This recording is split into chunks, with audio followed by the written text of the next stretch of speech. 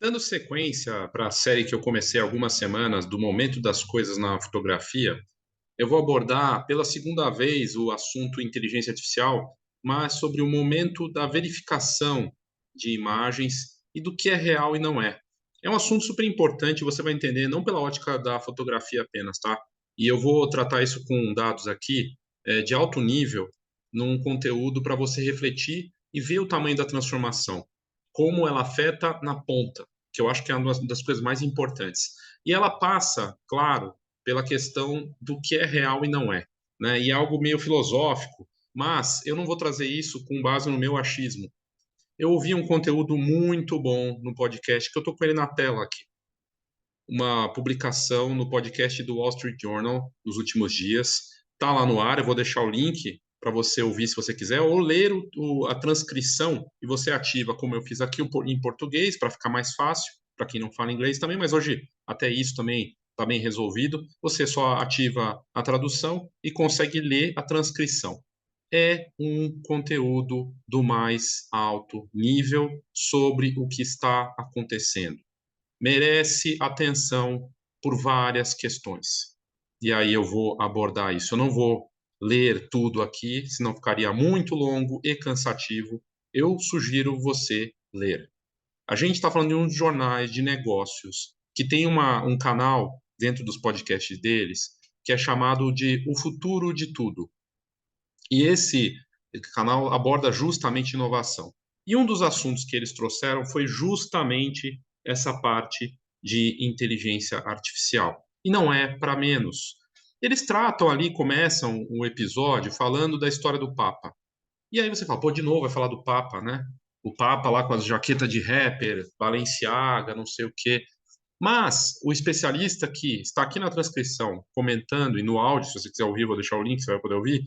Ele trata que esse momento será lembrado como um momento definitivo, um marco na história do nosso mundo, porque vão lembrar desse momento como algo que, a partir daquele instante, dessa situação do Papa viralizando e muita gente acreditando, que mudou o botãozinho, a chavinha da realidade ou não. Daí você pode afirmar, por exemplo, ah, Léo, mas espera aí, cara, já tinha antes. E ele fala que, na verdade, essa tecnologia, e é verdade, já tinha a mudança de imagens, desde do tempo da Segunda Guerra, que se alterava ali as imagens, mesmo antes já existiam. Tem um livro que trata de um fotógrafo, ele vendia sessões fotográficas com fantasmas. Saiu em alguma publicação internacional, tem que fazer um conteúdo sobre isso. E ele ganhava dinheiro vendendo essas fotos das pessoas com seus fantasmas ali junto. E falava que aquilo ali era foto real, quando na verdade era manipulação analógica. E as pessoas acreditavam. E era um negócio. Ele virou até a história de notícia, saiu na mídia lá fora e virou um livro, né? Um livro que parece que é bem bacana. Eu não tive oportunidade de ler, ainda tenho o livro e não li, né? Tenho que ler. Mas isso só trata do seguinte: o que é real e não é, fake news, essas coisas, é um assunto dos mais importantes e ele afeta, inclusive, aí é uma coisa que a gente pode desviar um pouquinho, a parte do consumo. Mas ele trata disso aqui no podcast. Ele fala o seguinte: que muitos dos colegas dele de notícias acreditaram, a princípio, que aquilo era real, a imagem do Papa com Balenciaga, porque as pessoas não conseguiam checar. E muitos jornalistas não são especialistas em imagem. Então, uma pessoa que vai lá, aumenta a foto, consegue ver problemas na mão do Papa, não sei o quê, mas aí ele traz o ponto que eu queria ressaltar aqui, antes de entrar nessa parte da autenticação e o que é real e não é. A mudança de comportamento, que as pessoas elas acreditam no que elas veem e que, se não tiver um trabalho por trás das plataformas, da tecnologia, as pessoas não vão checar, elas vão acreditar, vão ver. E as pessoas veem e acreditam. Então, porque está cada vez mais realista. E ele traz o dado mais assustador. O negócio do Papa e também do Trump, mas principalmente do Papa, tem questões da mão, coisa e tal. Agora, já faz alguns meses isso, né? Mas que a tendência é do hiperrealismo não ter mais distinção. Vai chegar um momento que a gente não vai conseguir mais dizer, e já está acontecendo em concurso de fotografia, de uma série de coisas, as pessoas não conseguem dizer se é real ou não é. né? O Paraty em Foco aconteceu aí no último fim de semana, né? E teve muito foco em inteligência artificial. Eu tive a oportunidade de assistir a palestra do Júnior Luz lá, que estava ao vivo no Instagram e também no YouTube, e ele comenta que as pessoas iam na praça do Paraty com as fotos impressas e muita gente acreditando que aquilo é real. Pessoas comuns, pessoas que não têm o conhecimento de fotografia, que não questionam. Algumas vão questionar, mas a maior parte vai olhar e falar: nossa, olha o que estão criando, né, com fotografia. E essa é a parte que merece atenção também.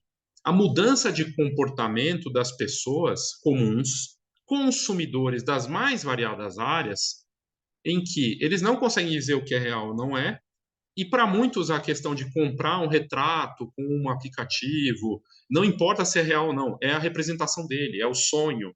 Não quer dizer que vai assumir o retrato real, mas surge uma oportunidade de criações de histórias, né, e de coisas assim.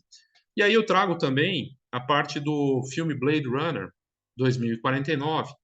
Uma parte importante da história é que uma personagem ela cria memórias com uma lente de memórias que parece talvez tem lá parece uma câmera, mas na verdade é um gerador de memórias. E tem um momento em que ela está criando um aniversário, uma memória para ser implantada num Android, coisa e tal. E se você pensar, hoje você consegue encaixar as imagens e criar histórias, imaginar, simular histórias, e surge uma nova possibilidade de negócio, como está surgindo, de você criar coisas que não aconteceram, de gerar versões das pessoas que são fantasias, criar histórias das mais variadas formas e a arte imaginada, simulada, que é o que está acontecendo. Está puxando o mercado de impressão, está puxando uma série de coisas. Então é muito interessante essa história e o que é assustador é o seguinte, né? Está ficando cada vez mais realista. Daqui a pouco já está acontecendo de a gente não conseguir dizer o que é real e não é, e gera uma mudança de comportamento em quem? No mercado consumidor. E daí a importância de se acompanhar as transformações. Momento de forte de mudança, né, de comportamento. E não dá para parar isso, não. Só porque você não gosta, o que você acha que. Então, algo para prestar atenção. Mas aqui no conteúdo desse momento da verificação de imagens, a matéria diz o seguinte: real ou IA? Né, os gigantes de tecnologia correndo para definir isso.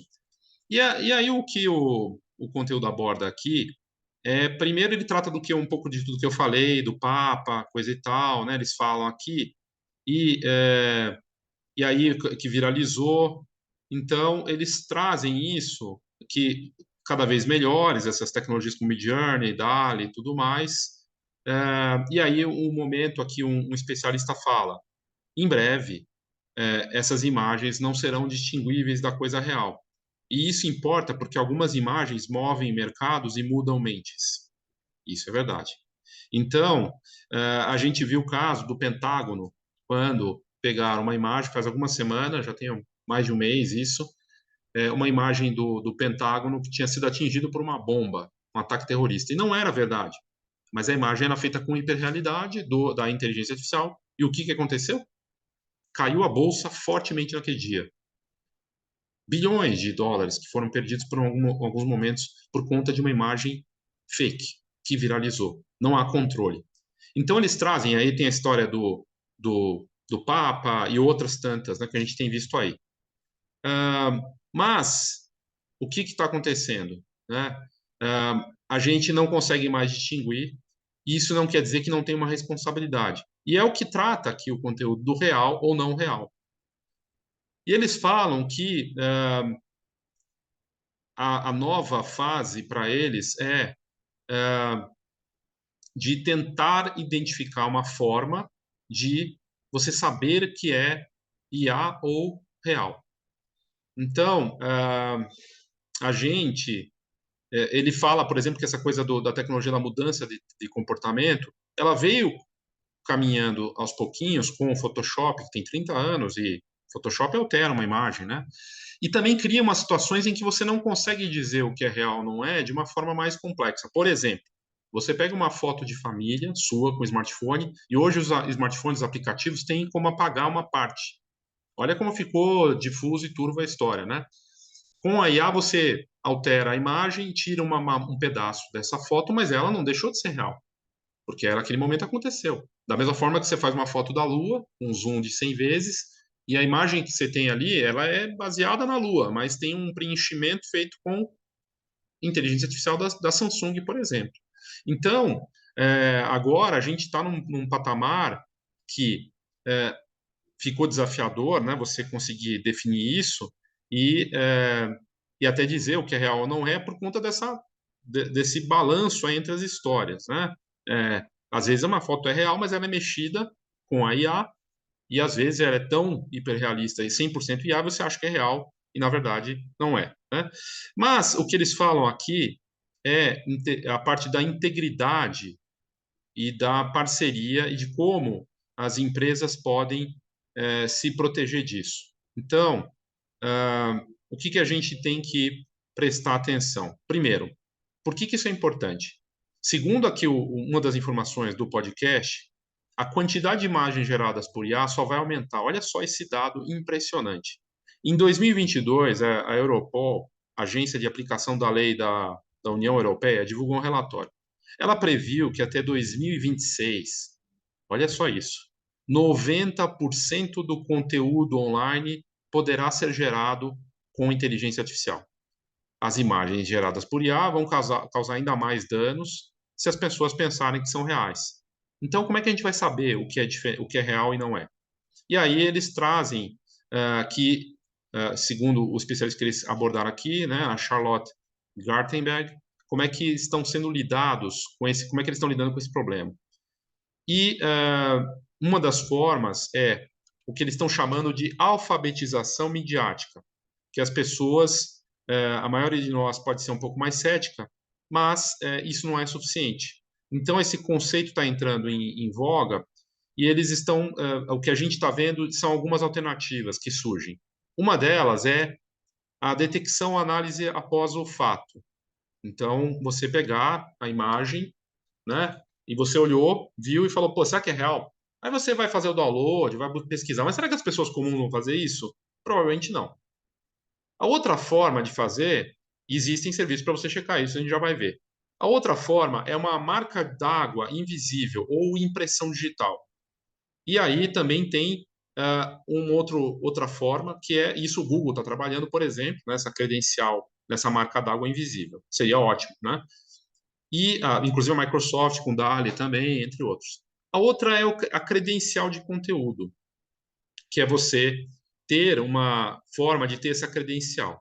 Então, essas formas, e aí a matéria traz isso, e eu vou mostrar para vocês no detalhe. Uma das ferramentas para você checar depois que a foto foi feita é o aiornot.com. Não sei se você conhece. Ele vai dizer para você se uma imagem que você carregar nele, se ela é gerada por IA ou feita por humanos. É só isso. Só precisa arrastar, soltar ou carregar, fazer lá em seguida ver o resultado. O problema é que ela não é perfeita, ela chega a 97% de resultado, ou às vezes 99%, mas ainda assim pode escapar. Então, tem essa parte. Então, tem uma versão gratuita, você pode ir lá subir e ele vai te dizer. A versão paga te dá mais informações, mas enfim, aí teria que pagar para ter esse recurso. E a outra parte, o que eles falam, né, por exemplo, que tem uma série de serviços com esse e vão surgir mais, então puxa todo o mercado. Ora, se 90% do conteúdo online vai ser gerado sinteticamente ou por IA até 2026, mais negócios vão surgir voltados para isso, desde impressão até a parte de detecção, manipulação e tudo mais. Vai surgir uma série de coisas que a gente nem imagina. Então, essa parte é interessante. Mas eles falam da parte da marca d'água invisível, que a marca d'água é basicamente adicionar um pequeno pedaço de código a uma imagem que permite aos detectores verificá-la. Essa marca d'água, que nem é visível ao olho, vai dizer se ela é como se fosse um carimbo.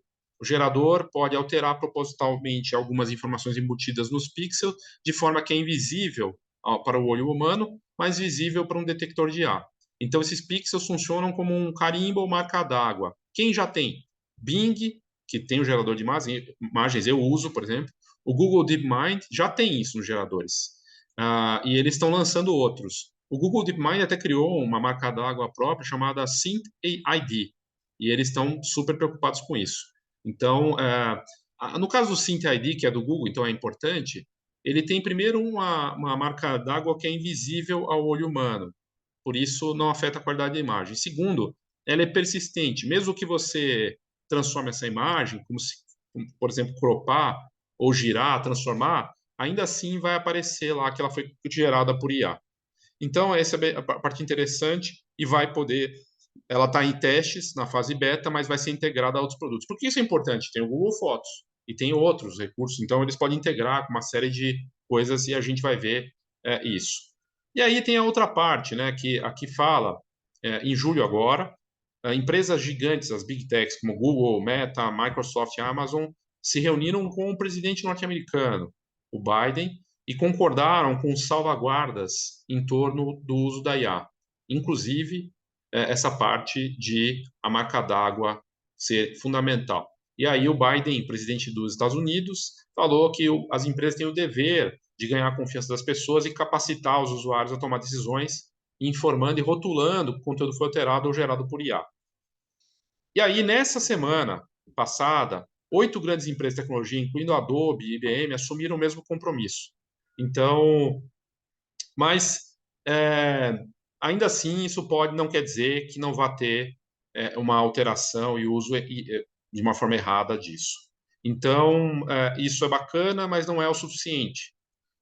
Então, ele fala um pouco disso, mas é algo importante, tomara que a coisa avance. E a solução número 3, que talvez seja uma das melhores, mais complexa também, é você ter a credencial de conteúdo. Eu já fiz conteúdo sobre isso antes, é algo que foi puxado para a Adobe. A Adobe, ela é um dos membros fundadores de um grupo chamado Content Authenticity Conteúdo, Iniciativa de Autenticidade de Conteúdo, para ficar mais claro aqui. Essa coalizão global com membros de tecnologia, mídia e política que, entre outras coisas, trabalha para criar um padrão da indústria para imagens online. E aí eles falam que eles chamam de credencial de conteúdo. O que é uma credencial de conteúdo? É como um rótulo nutricional para uma imagem. Quando você vai comprar um produto para ver se tem gordura trans, né, coisa e tal, ou se faz mal, se tem muito sódio, muito açúcar, essas coisas, vai valer a mesma coisa esse rótulo nutricional, rótulo de informações de verificação para imagem, vídeo ou áudio. O que ele vai dizer é quem fez a imagem, quando ela foi feita, onde ela foi feita, quais edições foram feitas ao longo do período. Isso é fascinante. É um indicador de confiança e esse é uma boa analogia, diz aqui, esse rótulo nutricional, porque uma credencial de conteúdo expõe tudo o que entrou na imagem que estamos vendo. Quem fez a fotografia original, se teve algum ajuste feito nela, se foi usado IA, inteligência artificial, ou algum corte, onde é que ela foi publicada e por quem. Então você vai conseguir ver tudo. É um indicador de confiança, como disse no podcast. E é o que, como eles pensam, que é uma cadeia de confiança construída desde o momento em que a imagem é capturada até onde ela é publicada. Essa iniciativa, Content Authenticity e Initiative, é composta por mais de 1.500 membros. E o Wall Street Journal, que fez o conteúdo aqui, é um deles. Então, eles falam disso, né, que tem vários conselheiros, o LinkedIn participa, a Microsoft também, entre outros. E agora que o gerador do Bing, de imagens, ele inclui informações de metadado para indicar se uma imagem foi gerada por IA. O que isso significa e qual a importância disso? Essa indicação técnica de como a imagem foi criada por esse sistema de IA generativo é importante porque ela mostra, você vai saber qual modelo foi feito, como é que é e tudo mais. Só que tem uma questão, desafio, né? Para você ver isso, para você ver essa credencial de conteúdo, você tem que ir num site especial chamado Verify. E aí o que eles esperam é que lá na frente, no futuro, o objetivo seja aparecer essas informações na própria imagem. Então, você clicou com o botão direito ou deu um clique na imagem, vai aparecer essa credencial de conteúdo. Eles esperam que você consiga ter uma relação direta com a imagem nesse sentido. Então, mas por enquanto ainda está definido, você tem que entrar nesse site do Verify. O que é interessante é que aí aqui se traz o conteúdo de você conseguir ter um padrão. Eu já falei disso antes.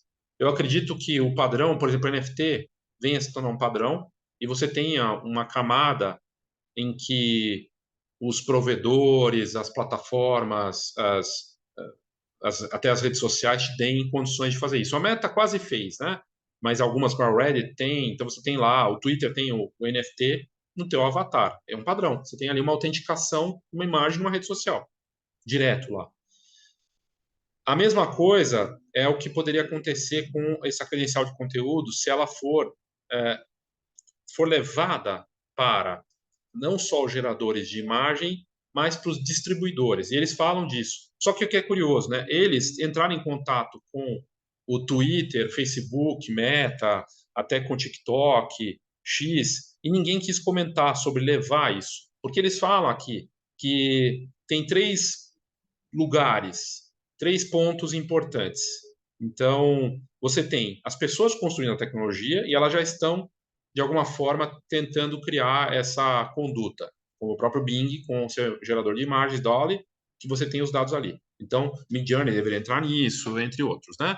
Você tem os modelos, então, né, o código, os modelos que você tem ali gerando, então eles teriam que ter essa credencial. Os próprios criadores, os artistas, as empresas, todo mundo também colocar ali é, as credenciais, né, e participando disso, e os distribuidores. Essa é a parte mais importante. Distribuidores são sites, é o YouTube, é o Spotify, é o Twitter, agora X, Meta, TikTok. E eles se recusaram a responder ao Wall Street Journal, né? Se recusaram a comentar, mas que eles estão com uma parceria sobre a estrutura de práticas responsáveis para a mídia sintética e coisa e tal. A Meta do Instagram e o X do Twitter nem responderam. Então, sem ter todo mundo entrando no mesmo barco, esse é um desafio. Então, a gente precisa que as pessoas tenham, na hora que está ali na rede social, se tiver a credencial, as coisas mudam. Mudam e aí você vai saber ter um controle. Então, a imagem do Papa, você tocou com o dedo, ou aparece ali embaixo uma legenda, credencial de conteúdo, você clica e sabe que foi feita com IA.